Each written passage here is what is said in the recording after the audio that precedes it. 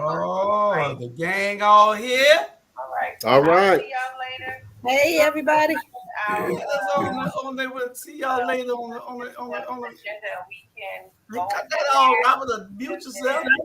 I'll mute it. Yeah, Hold on. I got a lot going on over here. All right. How y'all doing? Shucky ducky. All is well. Okay. Oh, Bernard is muted. I don't know why Bernard muted. Okay, you're not muted no more. Wait a minute now. We might need to remute him. You can't mute this mouth. Well, it's in America to talk.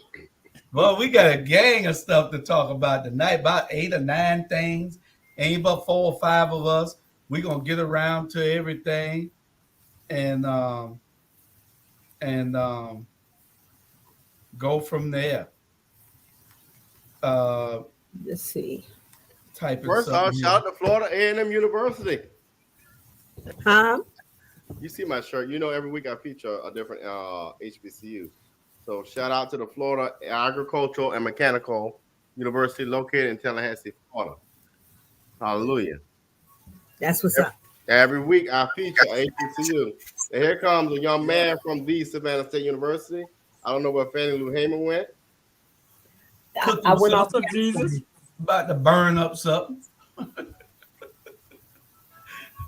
What's going on, people? Like you on Oz. Hey, Y'all from ain't Oz? nothing. Yo, Oz. Shit. Hey, Jesus done dyed his hair white. That's a different kind of gray. Yeah, well. Special announcement.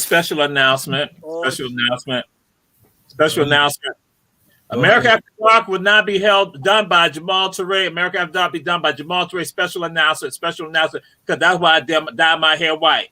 Bam. Hey. Touchdown. Hey, there's no more America After Dark. It's done.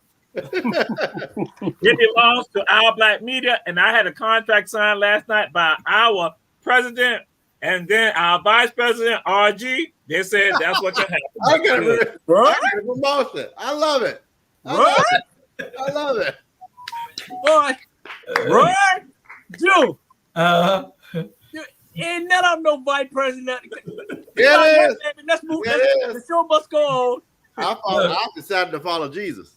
Bro, all y'all are vice presidents. Hey, RG always following somebody. Hey, I know who I ain't gonna follow. well, Robert, Tanya, be proud that I got the cup and you got the shirt. Show the shirt again. She probably watching. Oh, look here. Shout out to our HBCUs. So every week, my goal, I purchase pretty much every HBCU t-shirt.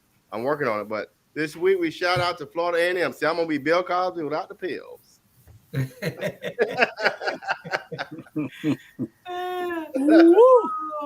this here? Not saying he had pills. I don't know what that is. Hey, no comment. New on here. I'm trying to find out what is a headline. I guess I'll find it out later. Something new feature. They put a new feature on these things every week. I don't know where Javonda Rogers went at. She's supposed to be engineering this show. She did really? Jamal's show just now. And then she just disappeared on me. When she off, she knows she's supposed to engineer shows. I don't know what's wrong with these interns these days. They think that they run stuff. That because they get it from Jamal. First of all, Jamal think he runs stuff. They get it from him. He the leader. Wow. Seriously. Wow. I mean, you can't even talk to him, man. Unless you come to Jamal. It's ridiculous. Wow. We're bigger than this. We're bigger than this. Wow. Bernard. Not wow. Really? Really, Jamal? Doctor, why are you so quiet? I'm waiting on the general discussion because I'm kind of you fire hot. Yeah. Son, you know I'm telling the truth. Seriously. They always want to run and tell that to Jamal. All of them. Hey, the mayor said run tell that. That's what that see. Do I need to say any more? Bernard Brown? Hey. I ain't got nothing to do with that. Y'all leave me out of that part. Yeah. Hey, Bernard, say it again, Bernard Brown. Say it again. Hey, I'm telling the truth. Run and tell that. You know, I got something for you to run and tell. Well, we're going to get on. I put all these things in the day after I came back from taking my wife to Valentine's lunch. Well, I don't practice Valentine's or anything, but I took her to lunch for Valentine's. Hey. But, y'all know what the day is? What? Valentine was yesterday, and they said the day is the sidekick. Sidekick show up. It's the sidekick today. I love it. Hey, don't y'all forget we got three events coming up pretty soon. You got the African Ball on the 25th, I believe. Yes. It's at the Grand African Ball. Don't y'all forget it. Look to try to be there. Then you got got my ticket. The Pope Wentworth event this weekend. For Black History Month, you got the Pope Wentworth Black History Month event on the 18th, Saturday from 10 a.m. to 3 p.m. Y'all be there. Javonna will be out there singing. Jamal will be out there emceeing. We'll have a tent out there. Don't y'all forget it. I don't know that. I don't know it. Oh, I see what you're saying. Yeah, but that's what we got. Don't y'all forget 842-839. Yeah, don't y'all forget that that's what we got. 843-842. So you guys are having an African ball, eh? Gullah Geechee African Ball. We got a guest coming on. Wow, too. Be there. Yes, we'll get you African ball. I don't know what Jamal probably be there with his face all paint. But are you going with me, man? We're going. Actually, I'm the host. I am the host, and this African ball they've done throughout the entire country. Savannah's not done it, so Charleston does it, and so that's why Taylor and Curtis, the owners of Two Chef, they're like saying, "Hey, listen, we are just as cultural. We just have just the same power," and so that's why they're doing this right here. Again, Two Chefs, they're doing it, and we will be the host for it.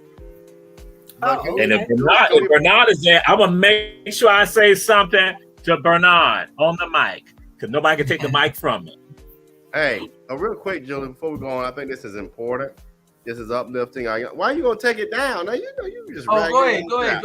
But Jamal, if you could give us a highlight on this. This is a young lady, a young student at Georgia Southern that I feel strongly about our young people in our community getting higher education. So Jamal, if you could, please. Yes. What is going on? One of our scholars from Georgia Southern University, Afro-American female. She's from the Atlanta metropolitan area. She was relying on certain funding. Her family relied on certain funding. It did not happen, could not happen. One was involving her father's VA. They thought the GI Bill would come through, but then they informed them that no, he has to be 100% disabled. He is not 100% disabled. And so it all fell through for her. And so the institution said, basically, you can no longer live on campus and you have to be out of school. And so we have now started trying to get funding from the community, people in the community, to now help support her with regards to she can make that payment to Georgia Southern University. And the amount the total is $3,400. And so I talked to her today. She's gotten some funds from people, but then still needing a lot more. It's less than $1,000 that she has garnered so far, but still looking at some people outside of Savannah have contributed from out of South Carolina. Other folks, when they saw the information, because we're posted on social media, and our Black media has also pushed the effort with regards to that. So we got in there her Cash App and her Zelle. Her Cash App and her Zelle.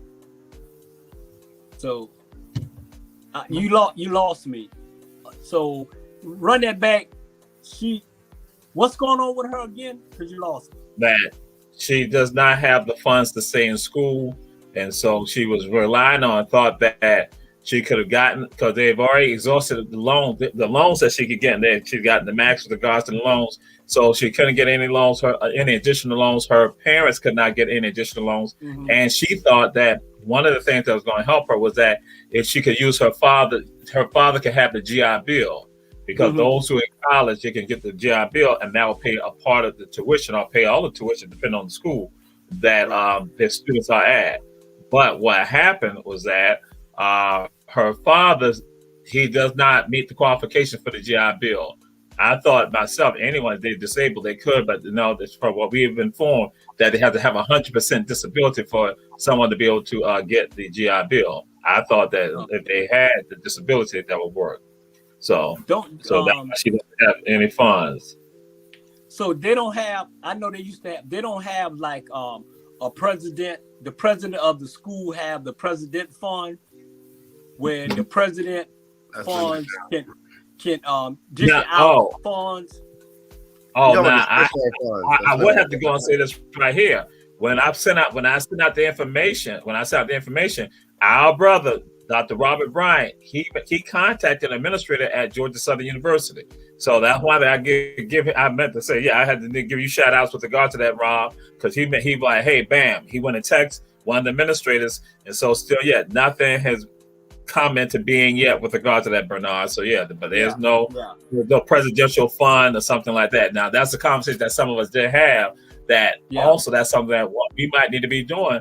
And when I said we, saying that folks at Georgia Southern, in particular African American alums at Georgia Southern, that's something they might need to start looking at, saying having something that's like a need-based situation, so people won't be caught up like this. And I say that important. It's why alumni need to give to these discretionary funds, because you have students now in this era, even and this is all colleges, where they get to this final stage of completion and they run out of funding. And so I've seen this in many institutions. We've got to do a better job of supporting our communities, which I'm glad we're doing this now, because you got so many students, not just this one incident, but get to that junior, senior year that don't have completion funds, and that discretionary pot is not existing because we meaning alumni, so forth, so on, don't create that opportunity. Yeah. Okay. Well, me and my wife, we gave yesterday, and we challenge everybody else to give to this young lady so that she can stay in school, because that was one of our topics of discussion. Topic number 3, and that was what's our obligation to help our young youth to stay in college and get their education so they can be better people and contribute to our communities. And that is one of the things. Now, I know somebody who is a real advocate for this, and that's our guest today. Our guest today is civil rights icon, Grover Thornton. Good evening, Mr. Thornton. Unmute yourself, please. Have Natalie unmute you. And y'all introduce him correctly. Brother of Alpha Phi Fraternity Incorporated, Grover Thornton. Okay. Yeah, Brother Thornton. Yes, good evening to all of you. And to the Alpha Man. You know what our slogan is, first of all? We should transcend all. Glad to be on the show here tonight. I was sort of surprised when I was asked to do it, but I'm always willing to share. So much information our people do not know anything about. And we could go for hours and days. I can't talking about Black history. So many things. Like tonight, I want to show a few things that I would going to show on my show next month. And when I was asked to appear here tonight, and of course I gracefully accepted to do what Mr. Hall asked to be done, because he's a good man and he cares about this community.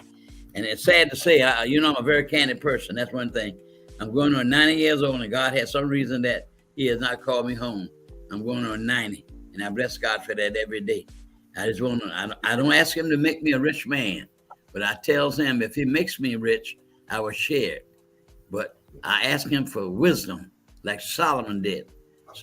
Solomon did not ask God for money or nothing like that. And God said to him, because you did not ask me to destroy your enemies, you did not ask me for riches, I'm going to make you the wisest man the world has ever known, with the exception of Christ, because Christ was God and man. There has never been a man like Solomon. People came from kings and queens. Esther came from a far land. It's about his wisdom.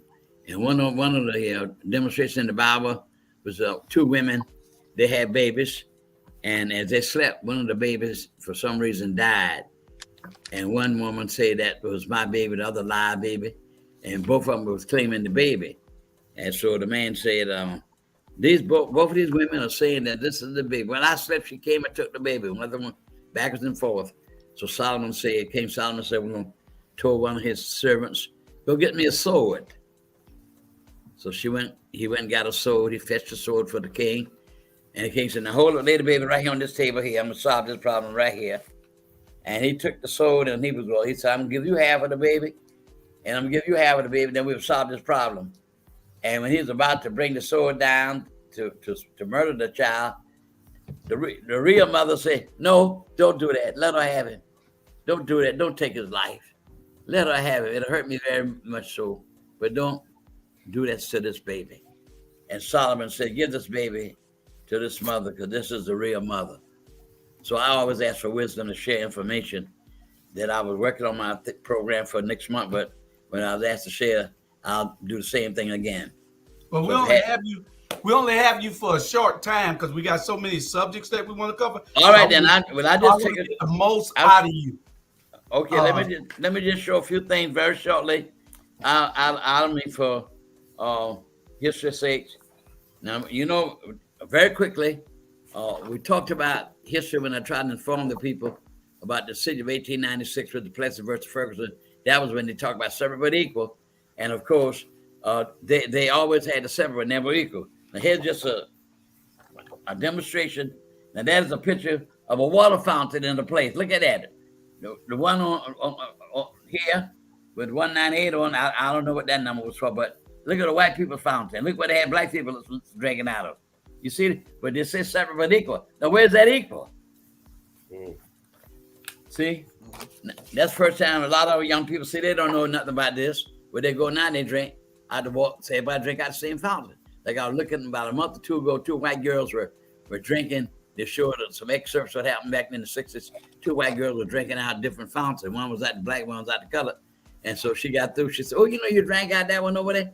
And she said to the one out the color drinking, "They all taste the same to me. I saw no difference." But you stop me when you get ready now. Oh, okay, no. now. No, what I wanted to do was after you get through, I'm going to ask you a couple of questions of things that we on this panel as black men have been trying to do. And I know you're 90, so you are 89 going on 90. And we know that you've been in the struggle so much longer than we have. Oh, and we yes, sir. just want to see what answers you have that you can All right. Just let me give a couple more things, then you can ask me anything you want. If I don't know the answer, I'll search the answer. Now, this picture here is the picture of Dred Scott.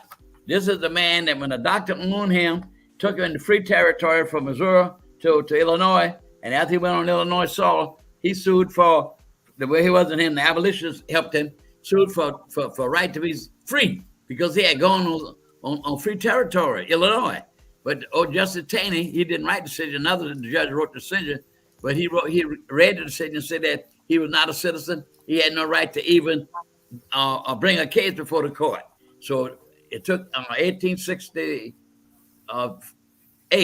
when the 14th Amendment of the Constitution was instituted and voted on and ratified. That's when we became a citizen of this country. You were not a citizen until 1868, when the 14th Amendment to the Constitution, all persons born and naturalized in the United States are therefore citizens of the state in which they reside. That's just first part of it. And of course, when Dr. King launched his movement, Montgomery, Alabama, and the sit-in 1955, then you can see that lady's walking with a basket on her head. This actually a woman participating in the boycott. And of course, Dr. King was put in the jail for leading the boycott. You see that. Now, this stopped me when y'all want to now. Now, here's one of the buses that was empty. See that show how effective that boycott was. That's an empty bus. Empty bus that had to come off the line because black folk refused for 18 months or more not to ride a segregated bus, and they tired of all that mistreatment that we have been enduring for over 200 years. And gentlemen, we are still doing it today. Look at that DeSantis man. Don't want black kids to learn about black history. And they're supposed to have a demonstration, I think it was today. But we got to do something. We got to stand our guard right here in Savannah, Georgia. Everything ain't sweet now. Right. It's going to rise up in a few months. That square downtown. Yes, sir. Brother, got a good question. So you spoke about DeSantis, and we got a number of politicians here in this city that have been in office for 12 years or more, particularly my opponent who are like DeSantis and have sold out. What are your thoughts about how do we get things back on track, and how do we look to other candidates to make these things a little stronger and better? Well, you know, I'm just going to be very frank with you. We have become too complacent as black people here in Savannah. As far as I'm concerned, I know of nobody. You tell me if I'm wrong. This platform that Mr. Hall allowed me to have, which I'm grateful to him. Myself speaking on issues that people talk about around the country. I have a lady called me all the way from Montana, and listen to my show. She called me last night and told me how wonderful it was. So what I'm saying is, we're too complacent here in Savannah. Let me give you an example. Now you take. I have the highest respect for him, but like I said, I'm a candid person. My good friend Carl Gilliard. I have a picture of my memorabilia. See, things happen that's important. Sometime you ought to come out, Mr. Hall, and next time you come out, I'm going to show you all these suitcases with stuff, all articles, newspaper articles, like with Eddie Jackson made the mail, all that. That was just my hobby. But I got one where he talked about naming something in Savannah for Jose Williams. But since he's been in the legislature, I ain't heard nothing about that for years. Mhm. We don't speak out on nothing. We're afraid to speak out. I don't know why. Now you tell me. I went to one Pat Gunn's meeting, and they honored me at one of her group meetings. And the meeting has white and black citizens. And the white man said to me when we were coming out the door, he said, "Mr. Thornton," I said, "Yes, sir." He said, "Why haven't they moved those Confederate markers in Forsyth Park over there?" I said, "I don't know, sir." You know what they say? I asked about one thing. Well, the legislature my foot. You think the legislature didn't do something in Virginia when they raised so much hell in Virginia that they took the largest statue of Robert Lee down? I saw on television with all the cranes listing that gigantic statue. We do not. That's the only thing I like about the legislators. They don't speak out on nothing. Why are they afraid to speak out? Why? Tell me why. Now, let's take that square. They moved them. They voted 9-0, which is marvelous. Put the money. To move the man's name. Well, why they can't go on and name it after Miss Susan King Taylor? Why? Why the man doesn't take the leadership to do that, brother? He's a brother too, but I'm straight. I call it like I see it. Shoe fits you, got to wear it. He's only a brother in color. Oh, now who is that? I don't see. I heard a voice. I don't see. Yeah, Hey, I'm right here. I'm just behind the scenes. I don't want to clutter up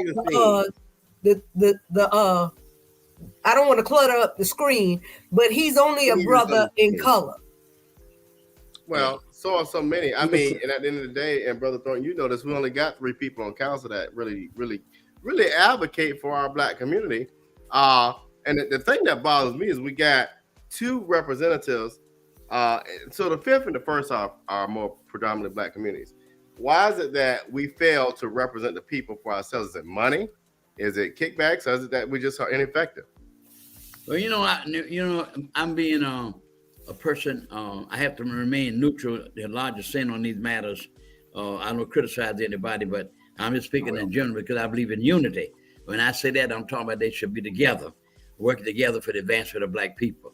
But I don't specify anything against any candidate because I cannot be there. I watch Morning Joe every morning, and I pick up ideas and stuff from those watching the shows for years, and they may not be for that particular person. They don't speak out against anybody. They just talk about the issues, and that's what I'm saying. I'm saying to make things better. When I say about the square, that's all of them, not individually. That's all of them. You see what I'm saying? When I name and not a thing in this city named after Jose Williams. Why not? That man did a lot for black people in this community. Marching at night, because I march with him every night till they put him in the jailhouse. So I'm saying as a unit, that's when I would say they ought to speak out on things as a unit, not individual. And we forget about any ministers other than Rabble Small speaking out on anything. You should have been living in my age when W. Law had all these ministers in Savannah, Reverend Jadon, Reverend Quarterman, Reverend Patterson, Bishop Scott, all these people working with W. Law, making changes. When you go down to the city hall, the only thing you saw in there, if you didn't see a Negro with a broom, that woman with that iron elevator opening that door going up. Seen a lot of changes in this city. The first person ever got on a board was Andy Bias and Mr. Carthon, who's dead now. They never honored that man. He was the chairman of the Political Advisory Council. Let me tell y'all something y'all don't know. He had a real estate business and he's building houses. And when these white folk found out he was actually very effective with the Political Advisory Council, they shut the door on loans. I'm telling you, ruined that, shut that man business down. People made a lot of sacrifice here. Yeah. Yes, sir. Mr. Thornton. Yes, sir. Hey, tell me if I'm right or wrong what I'm about to say. I'll tell you, sir. You can bet your boots I'm gonna do it. I know it. Hey, you sound like my granddaddy. I want to say this here. This will get me. Is that you got these so-called people that look like us, really not for us, and they got a lot to say when they're running for office, and they grab our feet and let us listen to them, and then soon they get in office, they turn on us. So that's why I'm really not listening to what people saying when they run for office, because there's a lot of air going in, and at the end of the day, we need to hold them accountable. If RG say he's gonna build a boat at City Hall with his campaign, then I expect him to build that boat when we vote for him. So don't tell us what you gonna do when you ain't in office, but when you get in office, Van Johnson, you turn on the people. And that's the big problem I have. Well, I tell you what, like Dr. King said once, and Dr. King said these words in so many effect. Give us the ballot. So what happened? He doesn't do it. She doesn't do what they say they're going to do. You turn them out of office. So why would you vote for them the second time? Or third. Yeah. So you know, they used to one time they have not done that in a long time. I know they used to do that during the 60s and all. They had a schedule to keep on you, and they grade you. And they say, well, he hasn't done it. He didn't come up the party, so and so and so. So what you do, if he does, he or she does not do what he's supposed to do, then that's what we have the ballot for. Okay. We don't hold their feet to the fire when they make a commitment that what they're going to do. I don't care if it's President Biden or anybody else. Yeah. You got to show results. Yes, sir. Well, one more question before we let you go and finish the show. We are fighting and advocating to change the culture here in our community. Yeah. And we know that you've been on the front lines for probably 80 of your 90 years. Well, you could almost say that I was 18 years old when I was president of the NAACP Youth Council, and I met Thurgood Marshall. I went to Atlanta to a convention with Jose Williams, W. Law, met all the big wheels in Atlanta, like Dr. Powell, his dad, Ms. Ruby Hurley, was a district secretary for the NAACP in Atlanta. All these wonderful people. Attorney Walden, he was a good attorney for the NAACP, met all the wonderful people. My hands have touched a lot of great people in this country, in this world. Black folk. Martin Luther King, before he went to jail, when he came to Savannah, he was at my minister's house, Reverend Jackson's house. They were friends at Morehouse College. He was very instrumental in bringing him here. And I went around to 611 West 36th Street, sat right next to him on the sofa. I met him in Thurgood Marshall when I was 18 years old. He was upstairs smoking a cigarette. He came to the convention, and I went upstairs and introduced myself to him. He shook my hand, and he said, Mr. Thornton, brother, keep up the good work. I met him. I met Miss Constance Motley, who would have been the first Black woman on the Supreme Court. It had not been for Miss Jackson Brown, who just got on there. And she mentioned that she thought so much of Miss Constance Bailey. She would have been the one who put Jan Merritt in the University of Mississippi, and those boys, that young lady and that man in Atlanta University, Georgia University, and also in Alabama. So I met all these wonderful, fine people. And I was on the committee with two people. We picked up Harry Belafonte's first wife from the airport. I met a lot of fine, wonderful people in my life. I can say that. Okay, so what do you suggest to us younger guys who are still out here fighting, and we before we just give up, before we just think that it's hopeless?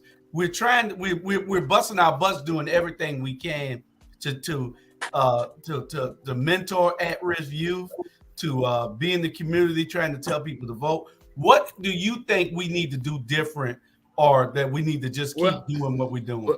Well, one of the things, sir, we don't have the young people do not have. I'm glad you're doing what you're doing now. I'll be glad to participate in this call on me. But we don't have mentors. We don't want to have mentors for young people like when I grew up. We don't have mentors. Just like I remember I told my minister once, when all this crime several years ago, every week was a bunch of killing. You don't remember that, but I do. Especially when that Jibbing games, when Greg Day, when that Jibbing games were running around, my Lord.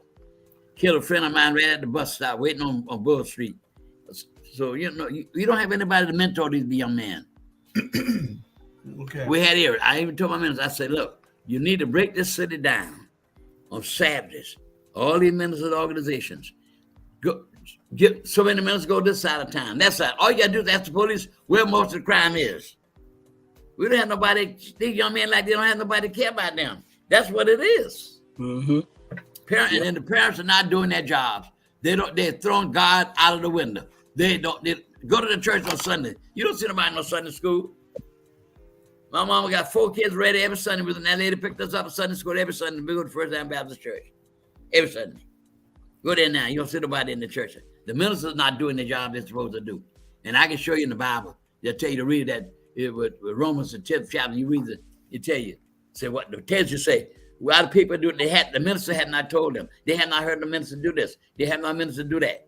And then what it says in that paragraph, many have not been sent. I rest my case.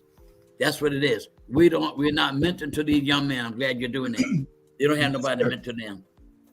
Well, we appreciate you, and we want to honor you during Black History Month, but we want to also honor you every day of the year. Dr. Jamal Torre, I think he got something for you or something. Yeah, Where y'all brothers? Yes, sir, my brother. And I was going to share something that, even though I've been putting my hands up, you was ignoring me, Julius Hall. No, not purposely, young man. No. Not you, Grover. Not you, Grover. It was Julius Hall. It was Mr. Hall. Mr. Hall. Mr. Hall, y'all be shaming yourself do my brother like that. That's right. That's right. They should, brother. You know, I told you I'm gonna come to the University Georgia Southern when you tell me to come. I thought they were gonna call me doing Black History. Yes, sir. Just let me know. And just to let y'all know what is so powerful about when Grover threw up about the Dred Scott decision, but people don't talk about. He to mention Roger Taney, he writes the decision, but there's a justice from Savannah, Georgia, who is concurring with the Garces, and he want to have an even broader thing. And it's so hypocritical that this Judge James Wayne Moore, Judge Moore Wayne, who Wayne County is named for, guess what? He had Black children here in Savannah and in DC. So even right now, there's some Black folks in Savannah are descendants of Judge Wayne Moore. I mean, Judge James Moore. It was Wayne, brother. Excuse me, Wayne County name for him. And that's what I'm saying. See, we got all this stuff going on. So he said that, I was like, ooh, people don't even understand. There's a Savannah connection right there. And Wayne, he was down with that, even though he had Black children. So basically, he took advantage of an African woman. That's why that suppression right here has always been here. About. Well, like I did a show and talked about on the book Uncle Tom's Cabin, and the lady was saying how the man told her he bought her to be a baby maker. That's all she was for. To have babies and raise the babies. That's all, and grow the population for slavery. That's what you've done. Now, last thing for the picture concern, these judges right here have the highest respect for them. That's the judges, all of them dead now. They gave the 1954 Supreme Court decision. But this one right over here, Hugo Black, he was from Alabama. And NAACP raised hell. They didn't want him on that court. But you know what? He was tough on that court. And he concurred with the whole lot of them. Everybody. The decision was 9-0. Brown versus Board of Education. Well, I'm glad to talk to you, gentlemen. Anything I can do to help you on, Mr. Hall, I'm willing to do that because we got a whole generation of Black people. We got to save our young men. We got to change our paradigm. We got to deal with these young men. We got to move them away from the drugs. That white man device, his vice, terrible. That drugs, terrible. And these guns. So we got a lot to do. And take men like you and myself. And I think one of these, Jareen Jabbar, I forget the name of the gentleman who was a outstanding physicist. And he said that he would not be where he was today if he did not stand on the shoulders of other people, of the giants. So all you guys doing what you're doing, you're giants. And I'm willing to help y'all mentor and do anything I can to make things better for our Black community. Because that's all.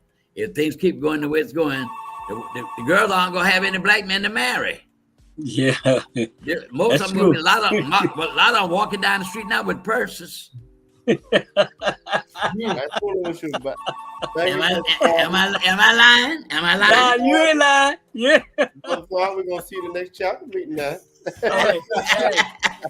Hey, you keep going. You keep going. All right. We're gonna see. I don't have too many years left, but what the Lord give me to do, I still try to do better. I paid a lot of price to do what I did, though. Negroes wouldn't even let me in the school system, but that's all right. The Lord took care of me. All right. Well, on that note, Mr. Thornton, we're glad to have had you come on, and we look to have you back probably for Father's Day so we can honor you. All right, then. Right.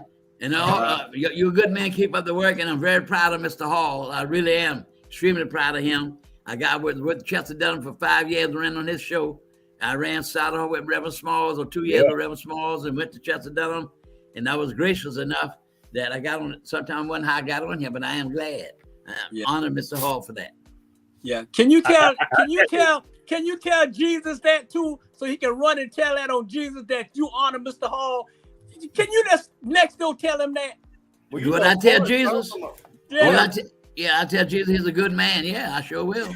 Jesus, And if he was a terrible man, I'll just tell Jesus I keep praying for him. I just want to throw something out real quick. Now, when Grover talked about the shows, I understand WSOK used to be the station where we got information out.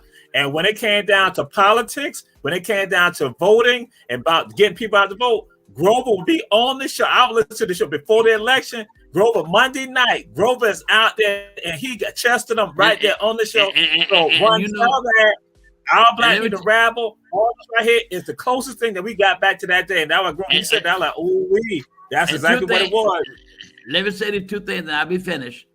That's why I have the highest respect. Some people don't know, but for Eddie Jackson. That woman worked hard with that NAACP, Political Advisor Council. Now you're speaking about on WSOK, the night before the election, she'd be on there. I'll get on it, man. You walk in, she have you speak on the radio. She worked good. I'm sickened. I'm telling you a fact, too. That's where we did a lot of things and made a lot of changes, and she was very instrumental in that. But I'm telling you, when I saw Miss Tucker, she was a very good friend of mine. I remember one time after an election, when I ran Bob Hill's election for him, and he was in New York, Madison Square Garden, with 1976. And anyway, when he called me, my house, my wife said, Bob Hill's on the phone. He called me, asked how the election was doing. And we met at his house, and I set up a campaign thing that was like clockwork around the corner. People came in and made decisions. We knew who would vote right here. Mark this for Bob and mark this for Alan. And when the overtime, we take the talent, the total of who would vote for whom.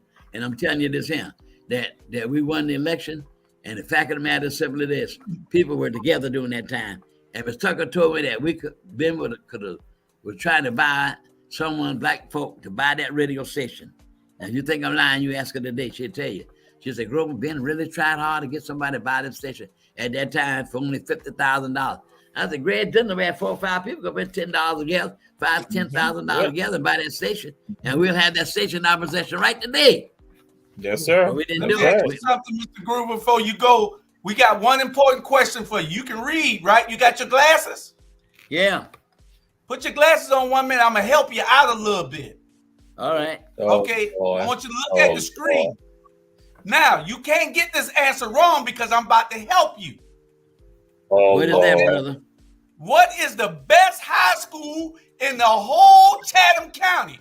Look at the bottom of the screen and it tells you the best high school in the whole country. I'm giving you a little help because, you know, you're a senior and you are... I don't need no help. I know the best school without you giving me no help, brother. Okay, go ahead. Tell them that. Tell them who it is. Beach.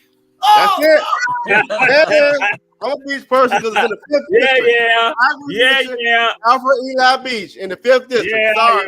That's right. Eli Beach High School. Jackson Park, West Side. Alfred Eli Beach. Jackson Park, West Side. That's right. Well, we used to like you. My class was the second class to graduate from Beach High School. The white folk all be ashamed. Had all of us pile up over there on Anderson Street. Ooh, Lord, that treated us so bad. No, that's right. I'm gonna tell the truth, brother. High school all together. I'm gonna let that one go because you. Well, I'm so glad you gentlemen had me to speak a while, and call on me when I can help y'all with that mentoring problem, because we got to save a generation of black young men. Yes, sir. We got to do it. Yeah. Yes, we do. And we appreciate you coming on, and we'll see you in a couple of months when we have you back. All right, so then my show will be on the second Saturday in March, and I'm gonna have a good one. I'm gonna have to come down on some of y'all be around April, May. I'm gonna tell you about Willie Lynch. Y'all don't know. So y'all know about this man here? You know about this man? Bernard is a friend of Willie Lynch. Bernard's a friend of Willie Lynch. No, that man don't be no Willie Lynch. Yeah. I'm reading this here. I'm gonna tell him all about y'all now. Y'all like him today. He hit y'all right on the head. All right. You heard that, Bernard? That's right. Touchdown. I can talk to y'all all night long. I tell y'all about history. I don't keep going a whole hour, 2 hours. Well, we're gonna come and have a round table for one of your. Let's see if we can come and have a round table, and you let Natalie set it up for like May or June or something. We'll come and have a round table at your house. Oh, I'll be glad to have you. I have a nice refreshments for you too. For your show, we'll do it for your show. Yeah. They said, all right, y'all good food now. All right. I'll do that. Good night.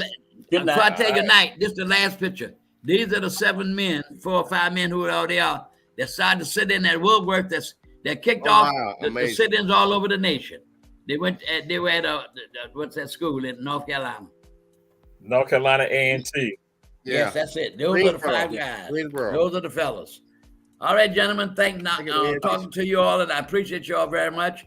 And keep up the good work, and I hope God give you the courage and the strength to keep doing things, because the more we make people better, the more pleasing it is to Christ. Amen. Amen. Yes, Amen. Good night. Thank you, sir. Good night. Yes, sir. All right. Hold it high. Yeah. Well, he only did one thing wrong. He got the wrong answer wrong because he didn't read it right. Yeah. Well, we know. Y'all not gonna do the 5th district houses. Alfred Eli Beach High School used to be Beach College. For those who didn't know. What you say, Bernard? Yeah, we know what we know. You know, he's 90 years old, so we understand that. Don't hate on. We know the best high school is, so we'll move on. The best high school. Best high school. Y'all know what the best high school is. In case y'all don't know, look at the bottom of the screen. Look at it again. One time. See, Jamal gonna be on here next week talking about more famous people.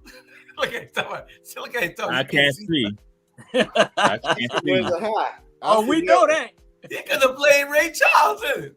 We know that. Y'all so learning. Y'all ain't got no dang. Oh, okay, guy. Look at here, Fannie Lou. Fannie Lou. We're gonna go through these subjects. You was there. We're gonna go through these subjects real quick. We're gonna skip who's running for office. We'll get that next week.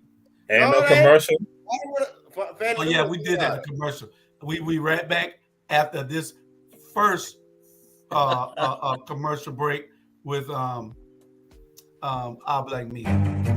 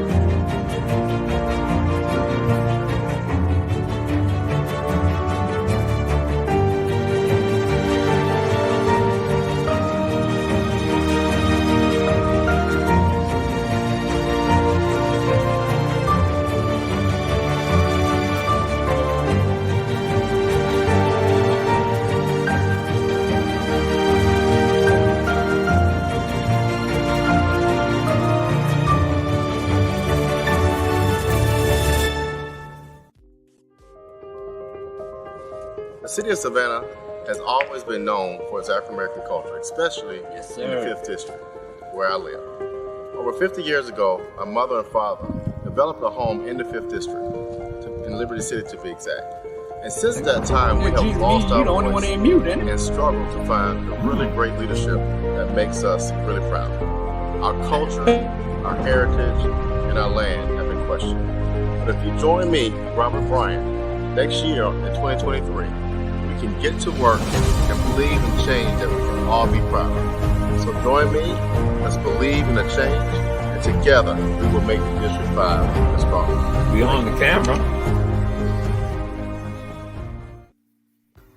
All right. You just say can't be quiet. No, the camera was up. For some reason, it's the app. It didn't have YouTube muted. You and Bernard weren't muted, and we were all still muted. Yeah, but it wasn't showing anything. That's why Bernard said, "Hey, it's like it's just the two of us." But yeah, it was no commercial. I was looking at the commercial. I was. Yeah, we were looking at the commercial. Me, Robert, and Sandra was still looking at the commercial. I saw that they unmuted the two of you. That means it's a StreamYard app problem. It wasn't our problem. It was a StreamYard app problem. But let's get to our subjects real quick, so we can run through them and get them done. We're gonna skip a few things. We'll get back to who's running for office next week. Michael Jordan donated $10 million today to Make-A-Wish Foundation. Do he know that there are wishes in the community that supported his black ass for all these years to get him where he is, and he making a donation? He should have made an equal donation to the National Negro College Fund. He should have made an equal donation to the damn NAACP. He's a billionaire. He should have made an equal donation to help 100 kids go to college. Republicans buy shoes. I've never worn a pair of Jordans in my life. Never in my life, and never will. I wouldn't wear his jersey. Gave it to me. Now, okay. Well, I'm going to speak on behalf of 60-year-old Mike. Go ahead. So, I mean, that was one of his passion programs, Damn. I mean, and I get that. But Michael Jordan has never, why would you expect him if he never did it before? He is not LeBron James. That's why we talking to him, Sandra. But he's not him. It don't matter. He's got just as much money, and he got and just like Mr. Grover Thornton said today, we still on these people's shoulders. People like him. But he doesn't have an obligation to give back. Chandra, may I? For all of the viewers and all of those complaining about Mike, how many of y'all have given to Savannah State University? Remember a couple of weeks ago we had the athletics department on there? So I want us to put our money where our mouth is. Join me. Hold on, Chandra, right now. Join me in contributing $100 to Savannah State University Athletics. Then we can talk about Mike, y'all. No, Sonya, go ahead and finish, Sonya. Go ahead. I'm tired of we complain, but what we doing? Listen. We ain't got that kind of money, Robert. Listen. We ain't got that kind of money. Hold on 1 second. Listen, RG, you ain't on the microphone here. Won't you let us finish what she got to say? That's my problem. I don't give a damn what Mike do. At the end of the day, I never heard nobody say just because you made it out the hood that you got to give back to the hood. No. At the end of the day. Huh? No. Listen what I'm saying. Michael Jordan ain't obligated to give back. At the end of the day, he ain't nobody obligated to give back. They give back because they want to, or maybe it's the right thing to do. Let me tell you what the problem I have. I don't have a problem with Michael Jordan. I don't have a problem with LeBron James. I don't have a problem with none of them. The only problem I have is that y'all so-called Negroes vote these folks in that look like y'all, that turn on y'all. And they're supposed to be, and that's the one hurting our community. That's the one hurting our community. So when you start talking about giving this, shut up. Exactly. And I'm just happy that he gave $10 million to a good cause. He didn't give $10 million to build a doggone golf course. I mean, Make-A-Wish Foundation is a very good cause. Mm-hmm. So, I mean, there it is. Jamal? Yeah. Well, I already said, Jordan already said that Republicans buy shoes too. He's always been apolitical, and I'm saying it's apolitical regarding Black people. Mm-hmm. Always has been. Mm-hmm. And so, which I'll share with y'all now, I heard y'all say it, but then they're making money off of Black people. And so we do this with Black businesses and other Black businesses. We're going to say that, and sometimes we don't look at them and entertain us. And so again, they have to be held accountable also. But he has been apolitical, and I myself don't subscribe to anyone buying and purchasing his items. Because again, sometimes we got to talk it and then we got to walk it. That's why I've never bought any Air Jordan, nothing. Because when he said that, he's not changed. I go and say what Sean just said. You can't expect him to change. Well, I mean, I should say you should expect him to change. But then I go and say, no, like Michael Jordan, he's not one of my heroes, never been one of my heroes with regards to this, because again, he's always had a diabolical dislike for black people, no matter what, no matter how people try to couch it with regards to his talent. I understand his talent, but he's had a dislike for black folks and black things. And that's why even when you go and look at but see how he's gotten taken for money by these Caucasian women that he's had with him. How are we gonna hold Mike at a local that level accountable? We yet to hold our local people accountable because they're bigger. Robert. Bingo. We got folk around here talking about chicken bones and chicken bones and the doggone thing, and we gonna hold Mike accountable. That's Mike money. That ain't our money. And that's them people money also. God, that's these Mike. people money. Who you talking about? Chicken bones. They don't have as much as Mike. Go ahead. They don't have as much as Mike, Robert. It don't matter, but you want them to give, and they can barely keep the lights on. But you want Mike to keep giving to somebody else. I don't care. If I can give money to all the way, I don't care. And time falling on your head and all. Hey, but you know what? Go ahead, Sonya. Go ahead, Sonya. But then we talk about Mike. Hey, because ain't nobody going to be in there. Are the biggest consumers of the most expensive items. Louis Vuitton, they make their most money off of black people. But do we go back to Louis Vuitton? Louis Vuitton is a white guy. Louis Vuitton is a white guy. We don't give a damn about Louis Vuitton. But he's making money off of the black community. We're not talking about Louis Vuitton. We're talking about black people. Listen, we're talking about black people who do not give back to the community, okay? Black people don't have to. Nobody has to. Yeah. If they had to, Sandra, then they'd be in jail if they had to. Nobody said they had to. We're saying that they should. But you know what? Hey, but you know what, George? You know what's our bigger problem is? What Sonia's saying? Man, we rather look good than to do good. Ain't no question. You know what? We rather walk around here. No, we rather walk around here with these big ass cars and these suits and looking good and pulling up and BMW and all that shit instead of doing the right thing. And your lights about to get turned off. Huh? Right. And don't know how they're gonna pay the light bill, but they want their hair done. Right, and the nails done. They don't pay the water bill, but they want their nails done. Yeah.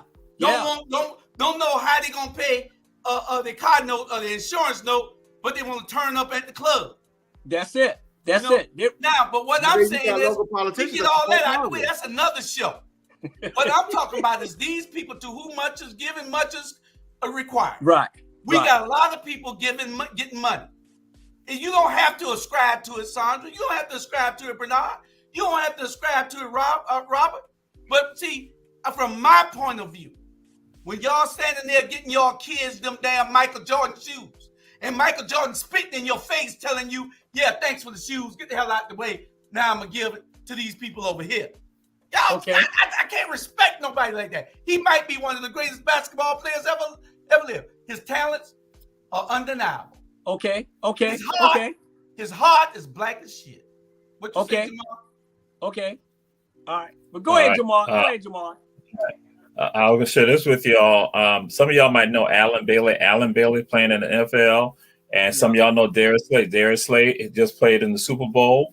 So I'm going to give y'all a story. And this was just a conversation I had just 2 weeks ago with someone. And y'all familiar with a place called Sapelo, Allen? Y'all know Glenn County, Georgia. Yeah. And what's happened is that Allen signed a contract. But his contract is not like the other folks who are from Glenn County and from McIntosh County who play in the NFL.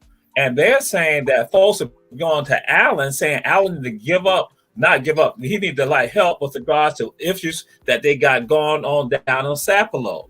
Folks on Sapelo tell you what they've done. They had to go, and I should say not just Sapelo, but Glenn County and McIntosh County were putting their pennies together, much like we were saying, with regards to helping this young lady out. They were putting their pennies together, but they saying, wait a minute, we got folks in the NFL who grandparents and parents still live right here on Sapelo, and all these issues are happening right here, and they're not concerned. And one of the brothers, he said to me, he said, Jamal, he said, they all on Allen, but his contract ain't like Darius' contract, and nobody even hold Darius accountable at all. See, that's something I didn't want to bring up on the sports show when they talked about Darius, but then that was, you know, how wonderful Darius is. But like saying, so now I'm gonna throw it out there. Some people gonna say the number one rapper in the country is also his people, also from Sapelo, and his grandmama still live on Sapelo. And they was like, nothing was done. I told the brother, I said, man, Lil Baby, if he just gonna talk about, just say something, because his platform is so large, that will go and impact some of, because now people talking about how the taxes, how we lost land on Sapelo and all of that. And so here you go, Lil Baby, who lives in Atlanta, his daddy from Sapelo, he goes back down to McIntosh County. He go to Sapelo, see his grandmama and the brother, and here you go, brother, same age as him, saying, Jamal, he don't do nothing. And then when he did, he got one of his cousins with him working. His cousins on Instagram got money that's longer than his body. And the brother said, Jamal, and he showed me the picture. He said he could use some of that money to help the effort on Sapelo. And I was like, wow. Well, all this is, even you say that they going looking for the clothing and all the other stuff, they've been trained not to even identify and love themselves. Because when you love yourself, you look out for your people. That's what all it is. When you love yourself truly, you understand that. Again, we talk about this, y'all talk about the politics. We talk about the least and the left out. That means those who have got to look out for those who don't have. And so right now, the last thing I'm going to end on, just like we talking about, guess what? Tonight, part of the Black Heritage Festival, they had a program on African-American economics and Black banks. Guess where the event was held at? Guess what? Anybody? I'll answer for you. At the JEA, the Jewish Educational Alliance, somebody said, Jamal, you're going to talk about Black banks, but you can't even come to a Black facility to talk about this. And guess what? That's the elite in the society, those who got the money. And basically, the person sent me a text message. That's why someone looking at. They said this has been a love fest for these people right here. For the ones who got all the money, who pull some of the strings. And guess what? When you love yourself, you look out for your people. You make sure that everybody's taken care of. But when you don't, you make excuses with it. Mm-hmm. And locally. Well, you don't have to give Michael nothing. Jordan, that's international, that's nationally. Locally. We don't have to give to those kids you mentoring, Bernard. You don't have to. You feel an obligation to. It is what is in your heart. We cannot defend people who have plenty, who don't give nothing, who we've supported, and the only way they got there is through us. No, you cannot. We can't justify it. We can't do anything with it. You do what you do because you love doing it and because you feel an obligation because you were blessed to be in the position that you were in. They are blessed and then they forget who they are and they spend money any way they want. Robert, we can't go trying to tell Daisy around the corner to give $50. I can. Yes, you I can. can talk about this one ain't doing nothing. Yes, I can. Daisy ain't got it. But Daisy I'm not going ain't to hold somebody national accountable who a millionaire can do what a millionaire does. But locally, when I see the same thing going on, somebody talking about weeping time and a chicken bone, we don't hold them accountable. We look real dumb. Who ain't holding them accountable? We are not. We have not yet talked about that. We have not yet talked about the three aldermen that look like us that's done nothing. We have yet to talk about that. So why haven't we talked about? We talk about them every week. We ain't done shit for this community. Where have you been? We talk about this every week. Hey, I ain't scared to talk about it. We talk about this every week. What What are you talking about? listen. We don't need to. We are everybody around the country need to be holding Michael Jordan accountable. Everybody around the country need to be holding Michael Jordan accountable. He needs to be boycotted. He needs to be blacklisted. He needs to be blackballed, and every damn other word you can think of. Well, I feel like this. I feel like the shoes in itself should be boycotted because you have children. I was watching the news today. You have children being bullied because their parents cannot afford to buy them these high-priced shoes in some part of New Jersey, and they are judged by by what they wear. They look at the children's shoes before they even look at the children's face. And this little boy, he was being bullied so badly until another little boy went home and told his mother, I don't care what you take from me, but if you could just help me to get this other little boy some shoes.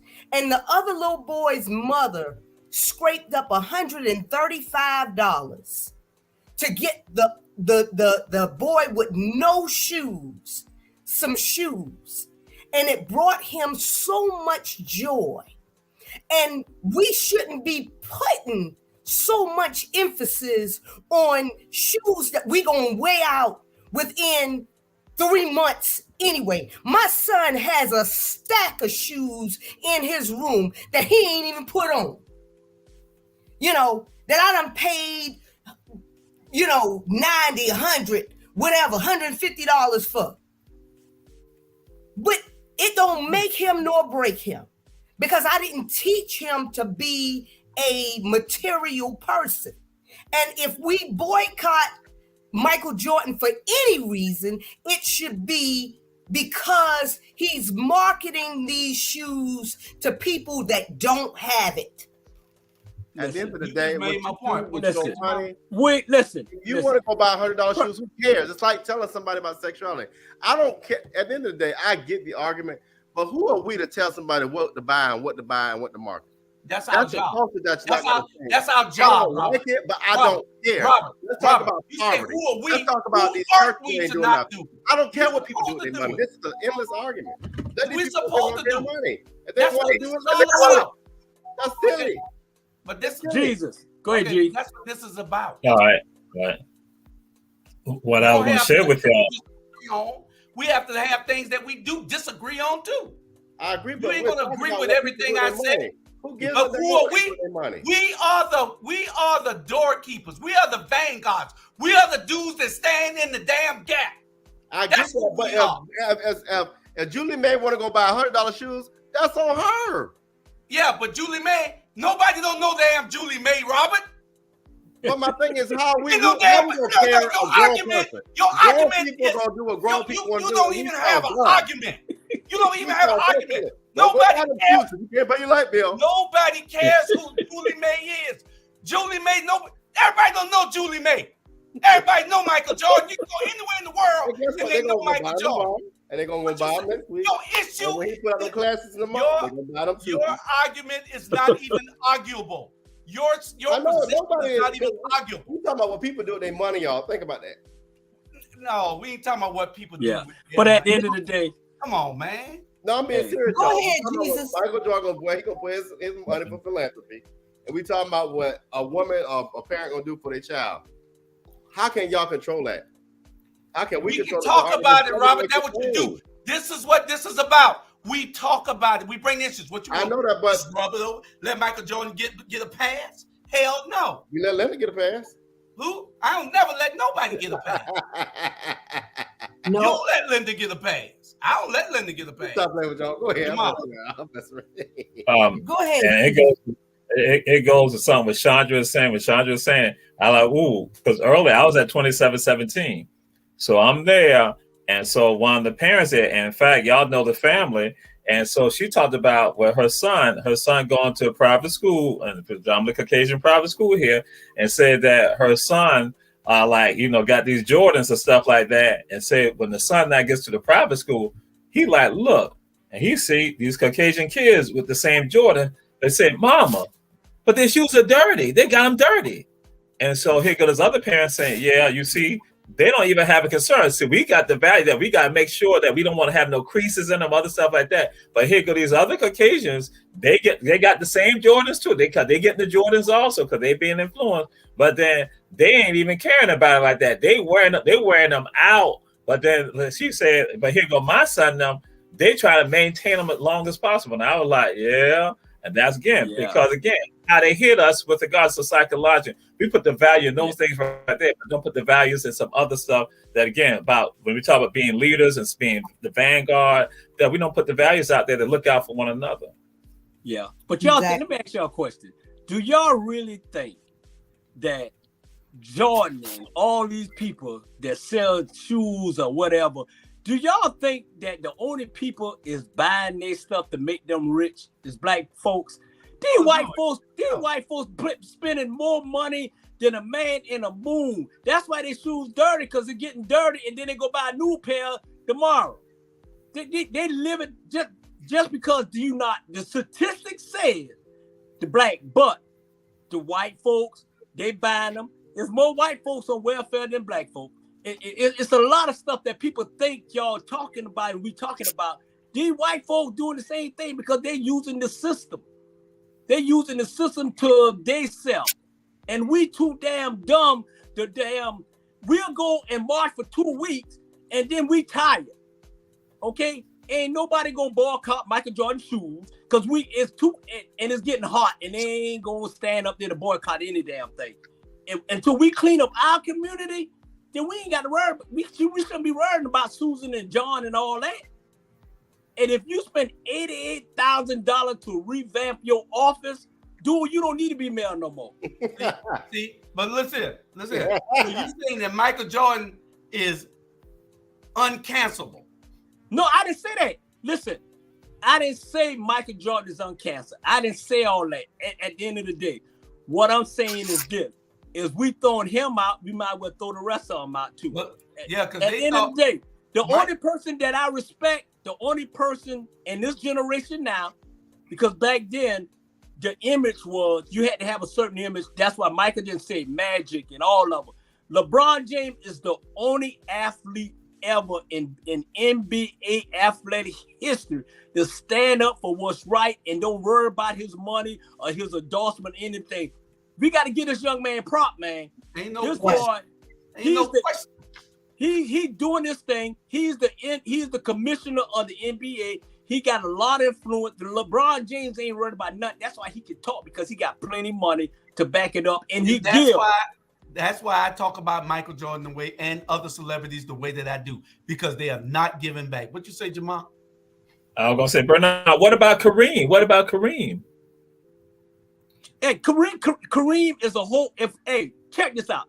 If it wasn't for Kareem, if it wasn't for Muhammad Ali, if it wasn't for Bill Russell, it wouldn't be no sports. It won't be. They sacrificed their life. They sacrificed the financial for us to make it better. Then they came around Magic and on the took it to another letter. Then Mike took it to another. They sacrificed. Bill, we should be having a Bill Russell party. We should be having a Muhammad Ali party. We should be having Jim Brown party.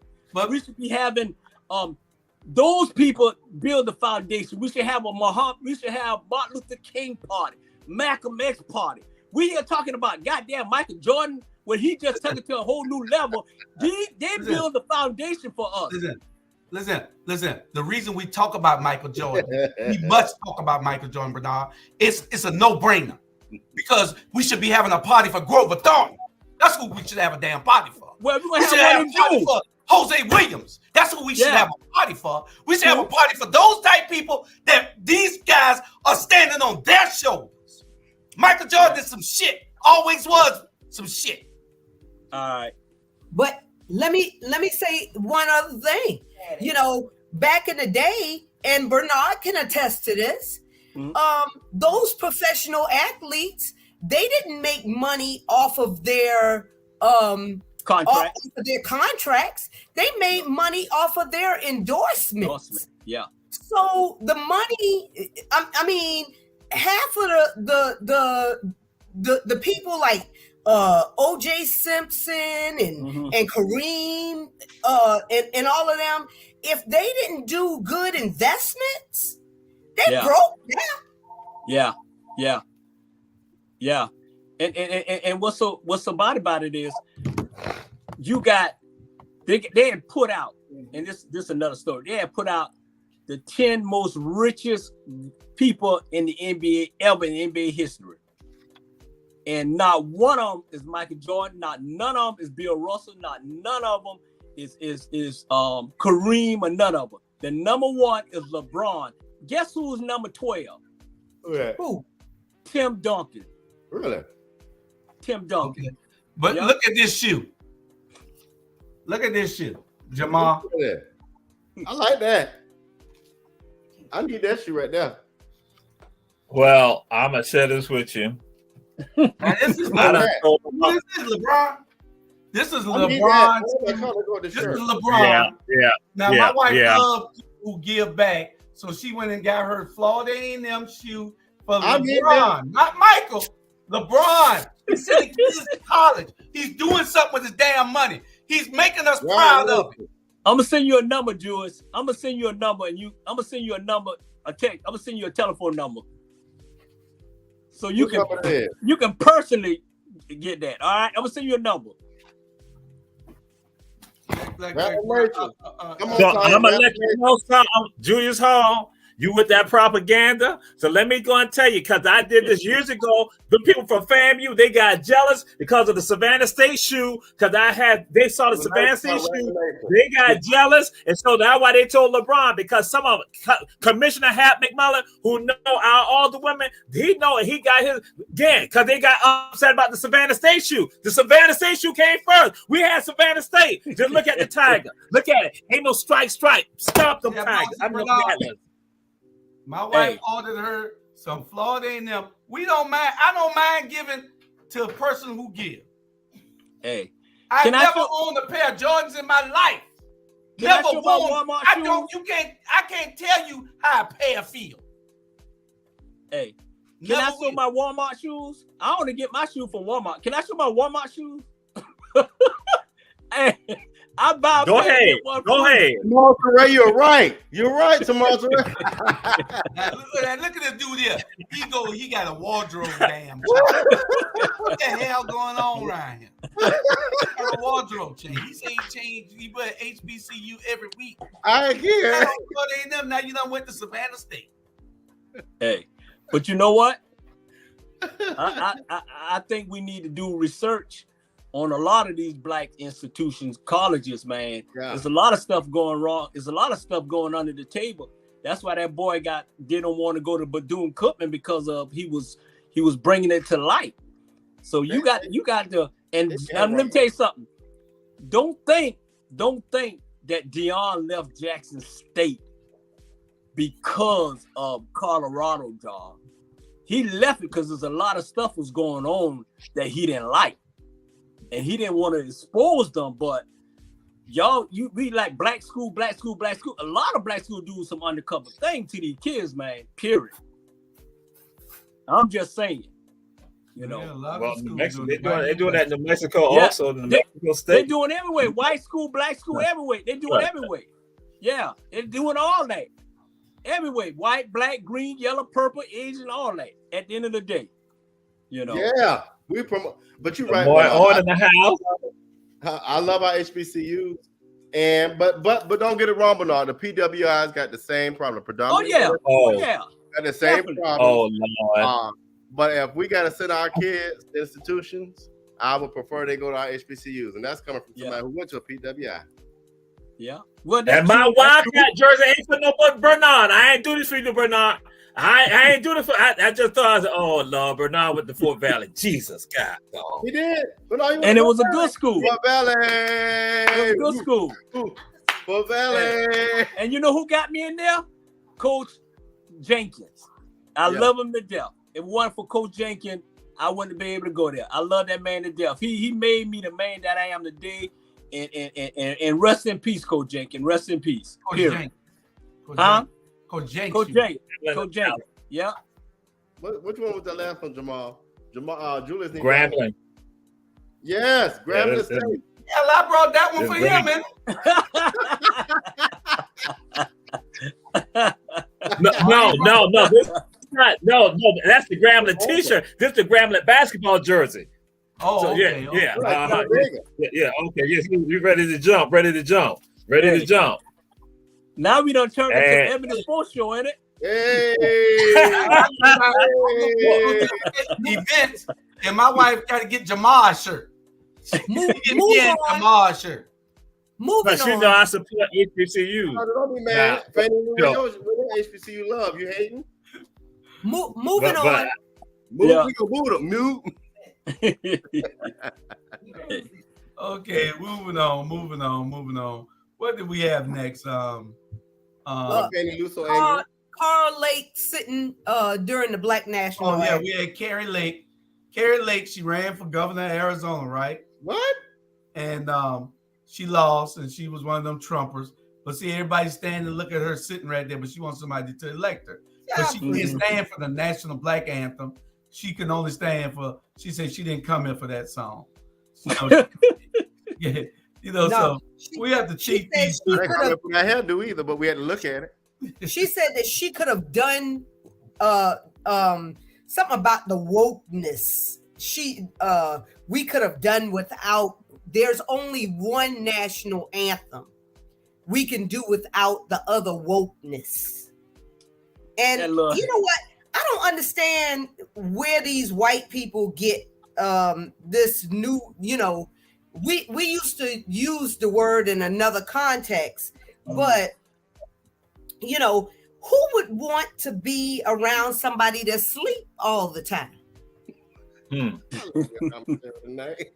know, I love it. Who would want somebody sleep making policies for them? You know what I'm saying? Yeah. Wouldn't you want somebody that's woke, aware? Because to be woke is to be aware. That's correct. And I'm listen, just. I guess there's a sleep. Everybody sleep under Trump. You know. And with the next one is the Democrats' latest strategy is making Marjorie Taylor Greene the face of the GOP. That they should make her the face of the GOP. She's cuckoo land from West Georgia. And she's Northwest Georgia. Northwest Georgia. She done was a bag of rocks.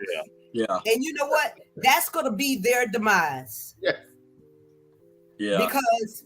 Because average Republicans are tired. They are Fannie Lou Hamer tired of seeing that mess, and they're tired of things not getting done. Yeah. And they're losing their seat. Because of what's going on. Trump, dumbass. This woman, little heifer, whatever. The ones that you're talking about angry because they losing seats. Every time it's election, they losing seat, they losing ground. So coming to this 2024, if the Democrat lose, is because of themselves. Because these fool already putting out there that people ain't no fool. Enough is enough, and they tired. Yeah. Well, it don't seem like they're too tired, Bernard, because this Trump's plan for a second term reportedly includes firing squads to shoot y'all and kill y'all, hanging y'all, and group executions. Hey, but let me say this here. Let me say this here now. I ain't trying to.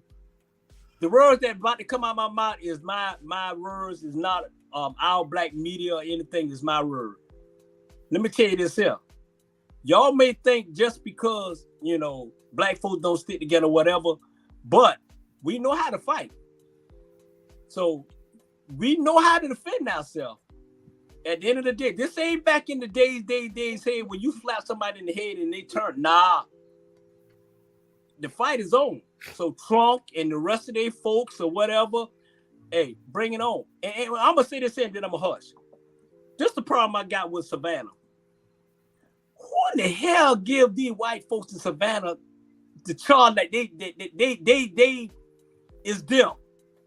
I don't understand, man. I've been walking around Savannah and I'm like, this him. They in our community. They done took over. And they done took over. I ain't seen so many damn white folks walking around on Bull Street, Abercorn,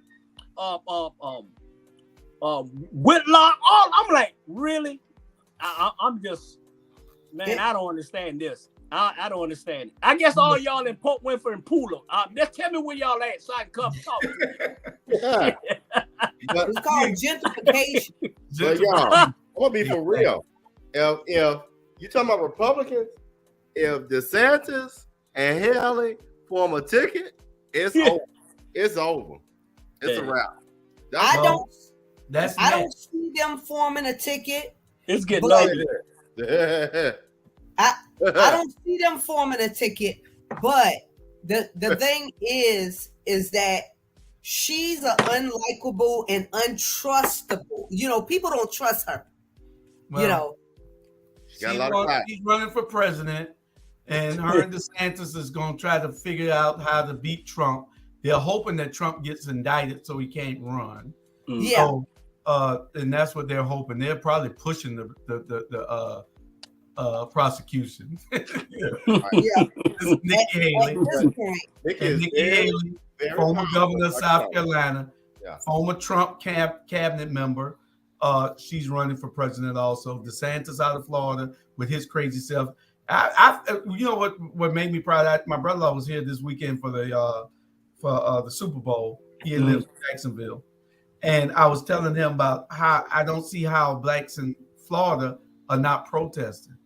And I finally saw today where they protesting. But you know who it is? It's the students really who are doing it. There needs to be everybody from every way. They got to they got to get out of their comfort zone. You got to get, because see, they're trying to take all the comfort from you. Once they start taking these things and they saw you had no fight, they'll take something else from you. They done gave you so much, and we done had to ride on the backs and the shoulders of people like Mr. Thornton, who we had on earlier, to get what we have now. Go back 60 years. Go back 60, 70 years. You couldn't say the things, do the things we're doing now. And you asking Robert, why are we going to hold Michael Jordan ass accountable? Because he got too damn much. And then everybody else is still down here and he don't want to give back. That's why. You forgot where you came from. You forgot where you grew up at. You forgot who you are. Well, you want to give Michael Jordan a break? You don't get no break with me. None. That's why I ain't brought nothing from him, because I knew he was a shyster ever since he married the first Becky. Oh, Lord Jesus. Jude needs some water. No. Wait a minute. I believe that, you know, they're going to implode. And I heard that Tim Scott is running, you know, he's about to he's about to announce, but they're about to implode because if we keep losing these innocent people, these innocent kids, because see, when people are coming to these schools, these universities and stuff like that, ain't nobody asking nobody, are you a Republican? Are you a Democrat? They already know. That's it. No, they don't already know. Yeah. They just know everything about you when you get there. Don't they, Jamar and Robert? These are two college administrators now. Don't they know everything about you before you get there? You can look at them and tell. They know. Sir, if you a freshman driving, hold on, Charger. In Uvalde, all of those kids in Uvalde, that is a Republican town. But I don't live there. Uvalde is a Republican. It is 90% Republican. But Jamal, you see, the majority of Republicans are poor, right? It doesn't matter. Yeah. If I see a thin white woman driving an Audi and a freshman on campus, that's a Republican. But the thing is that these bullets are spraying, and they don't nobody ask, are you a Republican when you're in a mass? You're right. I get it. Yeah. Right. We understand that. But the ironic thing about it is it's the Republicans who are protecting and resisting gun reform. But that's what I'm saying. Yeah. That's why I said that they're going to implode on themselves, because when enough of their babies are sitting in caskets, they'll want gun reform just like everybody else, because it's only a handful of them, like that idiot Marjorie Taylor Greene, that don't want gun reform. I mean, when the polls are being polled, 77% of America want gun reform. Yeah. But you know what? Go ahead, Bernard. But you know what? To be honest, and you know what you know what back in Republican, you know what kind of shoes those Republican really wearing? Flip-flops. They way back. I love it. They're wearing flip-flops. They're way back in Portland County and Deep Carl County. They uncle and they sisters and all of them sleeping together. That's what he going. I'm just being honest, man. Hey, the Republicans wearing flip-flops from the dollar store, and our little our kids right here wearing Yeezys for $500 working. Now that's real. Now that's some ugly shoes. You talking about ugly shoes? Hey. I don't buy no Yeezys. I'm sorry. Hey, trust me, man. Those old school Republican, man. They call it. But now they call it their aunts, sisters, and mamas. And trust me, they doing some weird stuff out there. But anyway, that's another story. And they're voting for their own demise. I can't understand. Leave me alone. Leave me alone. Michigan priest. They got this Michigan priest who temporarily died, claims he went to hell and saw demons enslaving humans, torturing them with Rihanna music.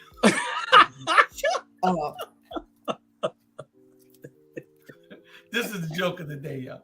But this is a true story. You know, he died and he was out for about, I don't know, 8 minutes or something. I don't know why they were working on it. And they brought him back. He said while he was out, they were torturing him. And he saw him torturing people with Rihanna music. What kind of damn he was listening to the halftime show while he was out. No, this was months ago. This was months ago. Robert said that was the greatest halftime show. I thought it was great. Yeah, right. I really like that halftime show. My bias is I look beyond just. I look at everything. The performance, the movement, all of that. I look at everything. Man, my halftime show is better than that. I'm telling you. The reason why I like she came in second to yours. It was about yours. It was not the best halftime show I've ever seen, but it was a good halftime show. What was good about it? What was good about it? Bernard wanted to see Janet Jackson City Pop again. That was. It was just a good halftime show. Me and Bernard want to know what was good about it. What was good about it? I just the like fact that I didn't have to watch half-ass naked women on my TV. That ain't what that man said. Because they had snowshoes on. But you saw a pregnant woman. Yeah. You saw her belly. Yeah. I mean, into my belly. Man, I would have never had a halftime show with her if I know she was pregnant. Exactly. No, stop while you're ahead. Stop. She wasn't that pregnant. She might be about. Oh God. She'll be dangling from a rope. She'll be dangling from a rope with a baby inside of 50 feet up in the air. She might be about 4 months pregnant, but it was not a bad halftime show. No, I can tell she wasn't. I can tell she was pregnant because she wasn't shaking it like she usually shakes. Yeah, come on now. I mean, they give her all that money. That she was pregnant, but it wasn't a bad halftime show if you like her music. Man, that was the worst halftime show I ever seen in my whole life. No, it wasn't. Yes, it was. Yes, it was. No, it wasn't. Yes, it was. It was. I done seen a lot of. I'm 60 years old and I've seen a lot, but that was the worst one. They're gonna name that baby Air because they had that baby flying all over the whole in Arizona. They're gonna name her Air Arizona. What you think? And we just keep making the rich people richer. Rihanna's a billionaire. She's a billionaire. We just keep making all these people don't give nothing back. I got a fifth opinion. Well, sixth opinion. Come on, tell her what you think. Tell her. I thought it was boring, but it was because she was pregnant, so I understand. What? I didn't hear what you saying. She thought it was boring. Come on, you want to come tell them again? Come on. It was boring. I thought the performance was very boring, but I understand because she was pregnant.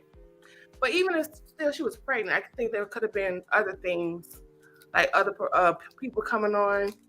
I don't know, because like T.I. could have came on. You right about that now. It could have been better. Yeah. I mean, Jesus, Jamal could have came on, and you know, I agree. Somebody better mess it up. You know. Anyway, let's get to this priest here. What we talking about this priest here? That brother need to go back to where he came from, the death. You know, are we really talking about him? Yeah. I thought it was a prank. Yeah, no, this is not no prank. This guy he went to hell. He died.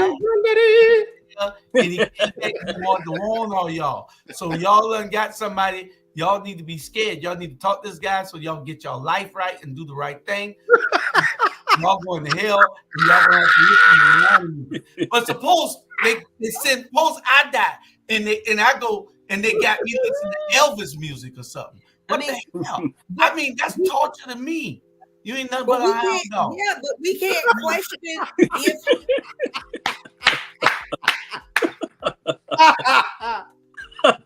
oh God.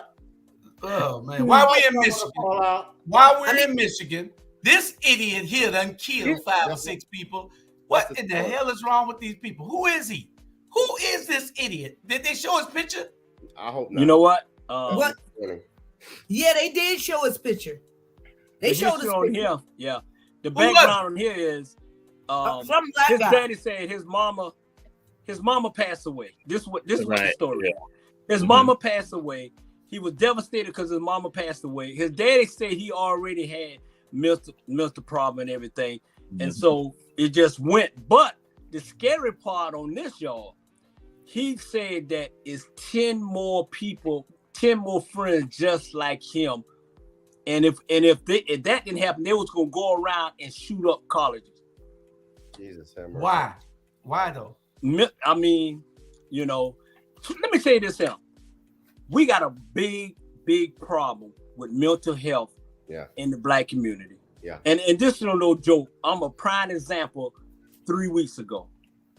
Mental health is serious. Yeah. We got people, y'all need to start, if you got kids, talk to your kids. Yes. Don't listen to respond. Listen to what they trying to tell you. Yeah. These young kids got issues. These young kids reaching out. If these young kids being denied by boyfriend, girlfriend, they either gonna kill themselves or they gonna kill the person who denied them. And one more thing is this: you don't have to have a mental health problem to have a problem. Amen. I'm telling you, man. That's People, it can set you off in a way that you just lose your mind at the end of the day. And this is no joke. It's a serious problem. And I mean, who's us to sit here and to judge somebody who whether they mental or nobody? If I'm putting this here, if you got a problem, if you dumb, right, and you got a problem, and you talking to somebody who dumber than you, then you got issues. Well, okay, you got issues. And if I may, Chandra, please, because go ahead. Here's the thing: everybody has mental health issues. Period. Correct. Everybody. Will Smith showed you that. Yeah. Right. He slapped the hell out of Chris Rock. And what we don't do enough of a good job of, including myself, we will go to a doctor when we have a cold or a flu or COVID. But what happens when you have COVID in the mental health form? And that's real. Crazy. I'll use myself as an example. Never in a million years did I ever imagine a mother having Alzheimer's disease. Do you know that drove me directly into a depression with now anxiety? And that's real. And it's not that I'm going to go hurt somebody, but I have to check myself sometimes because I find myself in bed not wanting to do anything. Yeah. And that's just, you gotta catch yourself sometimes. And you got to reach out to people. And it's just real. Like Bernard said, we got to do a better job at it across the board. Yeah. Let me ask you something. I got a question. Monica say, "Oh my God, my best is part of the discussion." Who's she talking about? Me. Hey, Monica. Okay. Look, this is what I want to know, Monica. Why are you just finding out that she on this damn show? She been on the show for almost because Monica out. That means because she hasn't been telling everybody to watch her. Because Monica out. That's the damn problem. Y'all think this show is just for y'all? Y'all think this is a social? Y'all think this is a social media platform for y'all to come on and talk to each other? Call all your friends and tell them to watch you every day. Robert, stop Monica, talking. we love you, Monica. First of all, Call all your friends and tell them to watch the First of show. all, we shut your son off. Thank you. First of all, I'm not on social media like that. And when people say my bestie, that means that they have only talked to me on social media for the last 3 years, sir. So don't get it You ought to be twisted. tagging her while Charlie Nope, Brown nope, rambling on, while Jamal is giving that lecture. Nope, And Robert is crying about some damn thing that nobody will think about. You ought to be tagging all your friends, telling them to watch the show. That's right. I put it on That's right, social lazy media. self. Lazy. Everybody ought to be on their phones. I done tagged 300 goddamn people. What's wrong with y'all? Jamal don't take nobody either. Y'all ain't doing nothing. Jamal tag people all day long. And Robert, you do too. I'm right. But no, I don't take nobody. Let me piggyback on what Dr. Bryant said. Okay. This mental health issue is going to keep perpetuating itself as long. Yeah, you are doing too much. I'm trying to help. I got mental health issues. I'm trying to bring down the temperature of this room. Y'all say everybody got mental health issues in it. I know. But it's going to keep perpetuating itself because back in the 90s, they closed down and defunded so many mental health places. So when these people cannot try finding a bed for a mental health purpose, somebody dealing with a mental health issue. There is for none. real. They closed Georgia Regional down, Sandra. Really? Oh my God. Now you either go to the jail or the hospital, and if you go to the hospital, they let you right back out. So the mental problem is still right there, and the jail isn't equipped to service. That's what's the deal? Really? Exactly. So when you have a whole group of people out on the street, and you know what they're using as their therapy? Social media.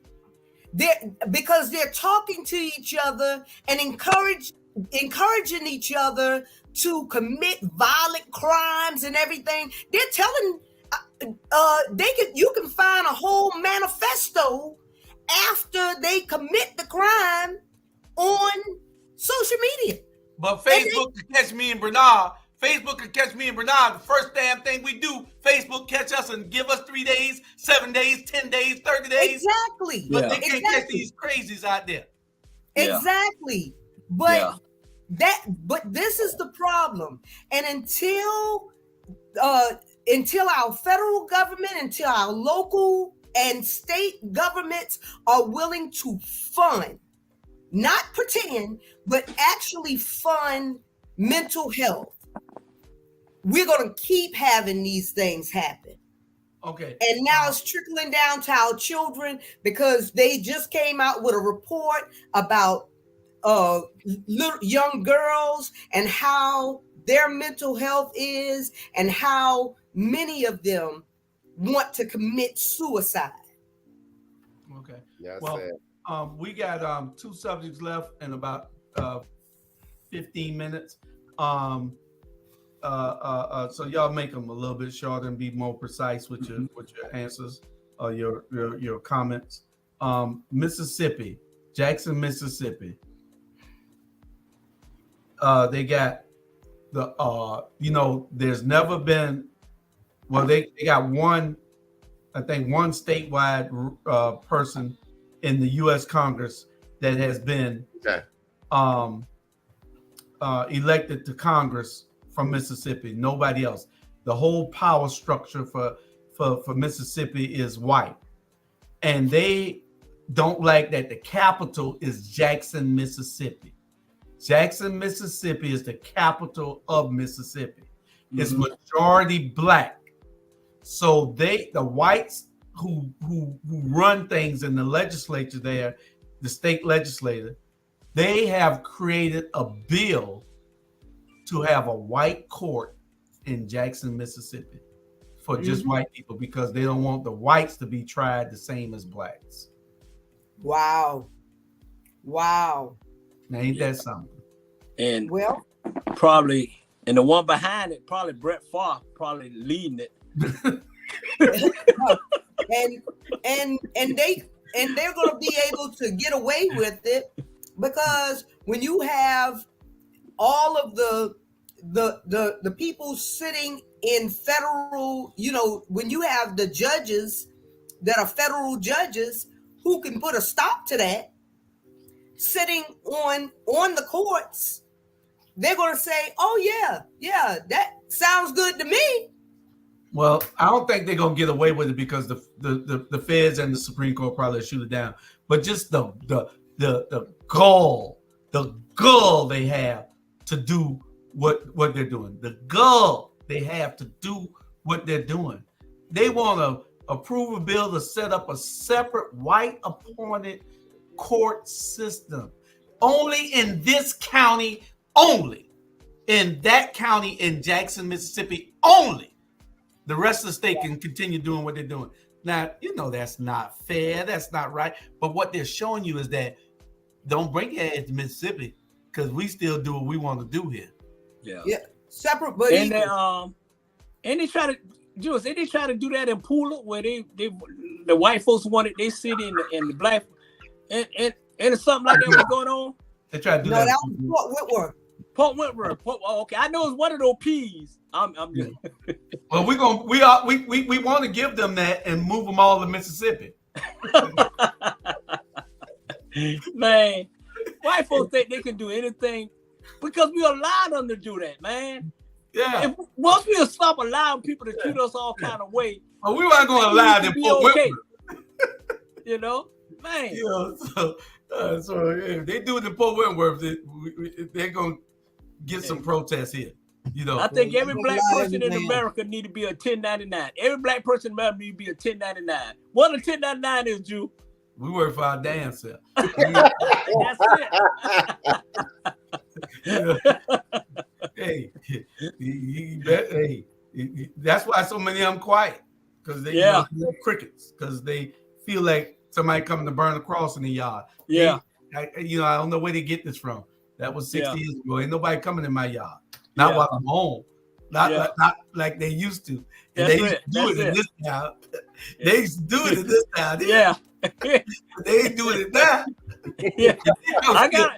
They did come steal a sign out my yard a couple of when I was running from there. I had the video of him running with the sign. Pull off. Hey, Jamal, run and tell this. Tell him I got a cross and they can help me burn it. I got so You know what? I will burn their ass. Desiree, what you think? Desiree got an opinion on that? Go ahead, Desiree. I mean, I don't think it's necessary. They already have a separate court system in my eyes. We already treated it differently. So what's the point of doing that? I don't understand it. Well, what they're saying is that they need their own judges to melt out the crime. They already have that, is what I'm saying. Yeah, and they don't want to be tried the same as this person because they're not being tried already the same. So I don't understand. They don't want the jury pool to be black. Got it. Okay. And the judges should be appointed by them. Only in that county only. Mm-hmm. Yeah. That's where they messed up. Only in that county.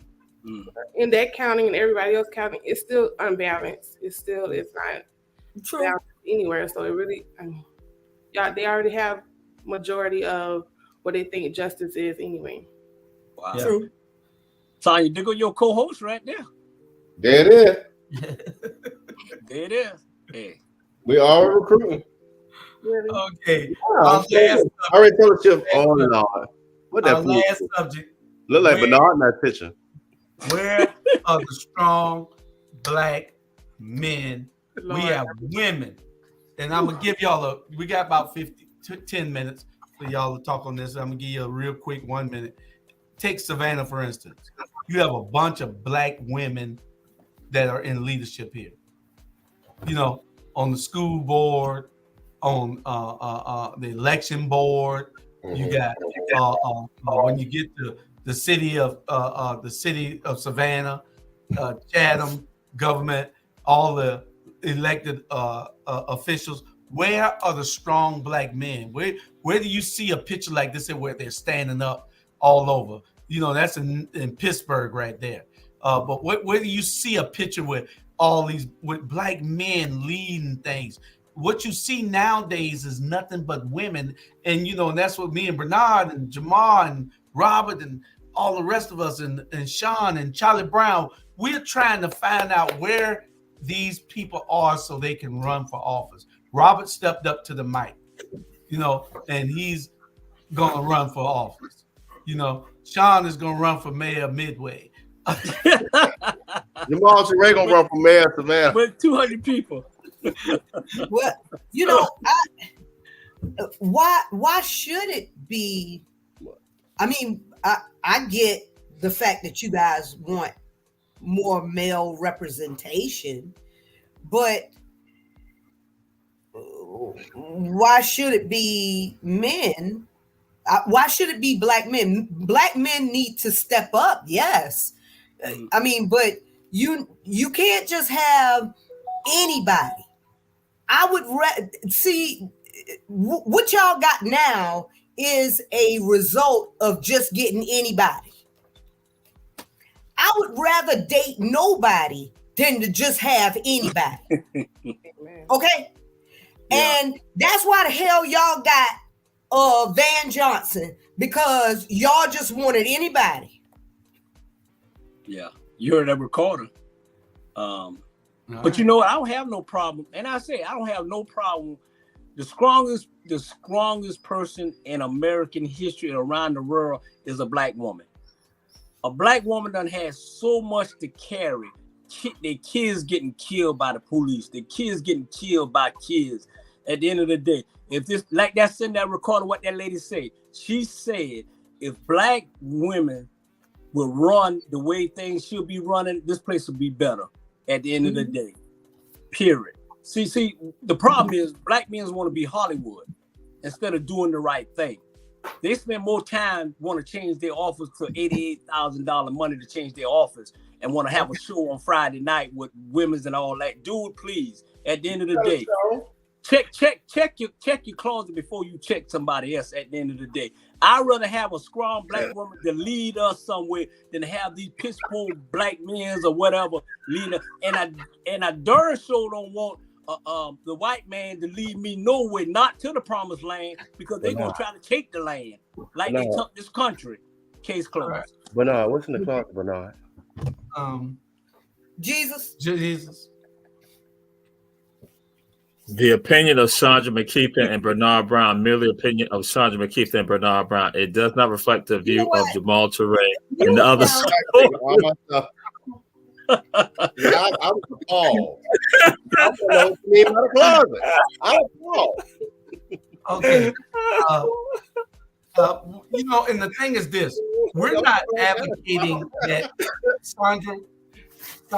We're not advocating that we get away from having black women leaders.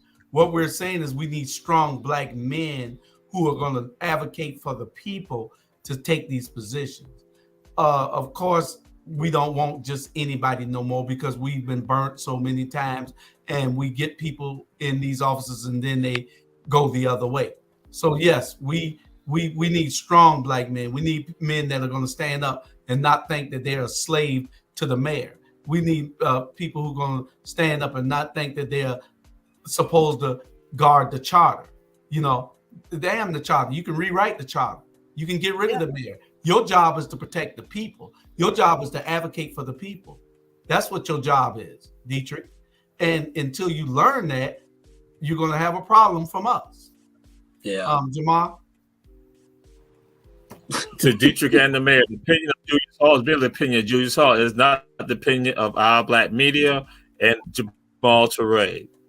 Hey. But see, back in the 60s, I couldn't even mute him on time. Mute Malcolm X. Mute Malcolm X. Remember back in the 60s when you had strong black men and they were teaching the other men. And that's why when you hear that guy that was on earlier, Mr. Thornton, not that guy, Mr. Thornton. Yeah, Mr. Thornton. Say his name, Mr. when Thornton. you heard Mr. Thornton, when you hear Mr. Thornton and people from that era, they say, I walked with, and they can tell you who he told you who he walked with, because really he was being mentored by, and the mentors died out at some point. There was a break between WW Law and then Van came into Savannah. I think really Robbie Robinson that era was probably the last of your real. Yeah. But you know what? On the fence to the black men too, Sandra, and I'm about to get on y'all black women, is this. Some of y'all black women can break a black man down to the core. When a black man is down, you don't want to break him all the way down. You want to pick him up. And that's some of the problem, man. Some of these black women can break a man down to his knees. And we proud men. But when you got our own color breaking us down and don't want to pull us up, then that's a problem. That's a problem. Yeah. That's a big problem. I get that. I salute, any black man that's going to try to lead. I'll support, I'll lift them up and everything. But the thing about black men is that they, when they get us, when they're with us, just like Julius Hall, Julius, he will, when he gets a strong black woman next to him, he turns us into his secretaries and every damn thing. Nah, that is not right. I don't agree with that. Hey, I mean, you're in training. You're not. You're not. But don't turn me into your secretary. When I bring you in, you got to start somewhere. I'm bringing you in to start so you can get the training. You got to get the necessary training. No, Shonda, that wasn't fair. Now, I ain't gonna Robert, I've been Julius's friend for a long time. But you went down to secretary, office manager, or computer. He turned me into a secretary, a typist, all kind of stuff. Hey, but you're doing a good job. Anybody got your last words after Sandra? What you say, Bernard? We only got 2 minutes. You're doing a good job being the secretary too, son. All right. Keep doing great work. She mobilized. She moved all the way to Houston so she could get away from being the secretary. And I still call and say, I need some Secretary of State paperwork done. Good Lord. Keeping. Hey, Sean Brown, you showed on that damn computer heavy with the keyboards today. We'll see you next week. Anyway, we got to play our outro and we got to get out of here. Appreciate y'all. Great discussion. We love y'all. Y'all love stay y'all. on for a minute. Bye-bye. Don't go nowhere. Bye, everybody. Don't go nowhere. Good night. Okay.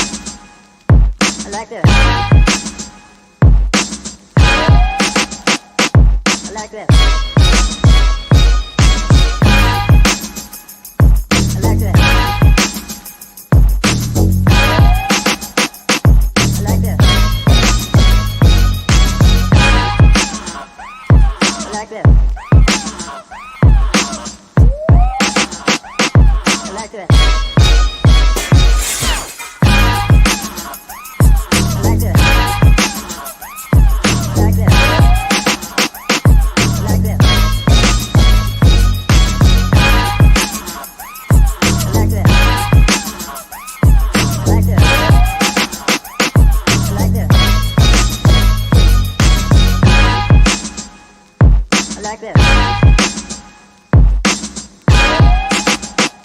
I like that.